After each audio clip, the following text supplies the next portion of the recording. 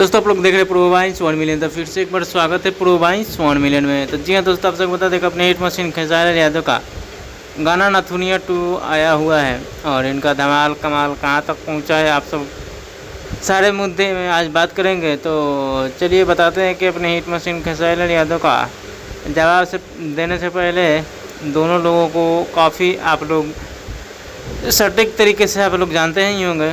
और तो भाइयों, इन लोगों को क्यों वीडियो बनाना पड़ा, और पिछले साल में कुछ पहले दिखाई दे रहे थे आप लोग खेसारी यादव पे आरोपी लगाकर छाना चाहते थे, क्योंकि खेसारी यादव का जितने भी यूट्यूबर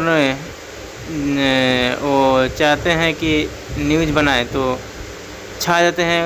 गधों, ये लोग गधा है, लेकिन जानते हैं कि कुत्ते का पूँछ कभी सीधा नहीं होता है। वही लोगों नाम मैं क्यों लूँ। और खेसारी यादव का गाना नथुनिया 2 का चोरी का बात करने लगे हैं, भोजपुरी की कॉपी कर रहे हैं, ऐसा ये लोग बोल रहा है। लेकिन गाना 6-7 साल पहले अगर थोड़ा धुन इधर उधर मैच करता है तो उसे चोरी थोड़े बोला जाता है। इतना तो ध्यान कर लो। अरे इन लोगों को क्या कहना, छोड़िए, बाकी अपना राय कमेंट बॉक्स में दीजिए। जब तक जय हिंद, जय भोजपुरी।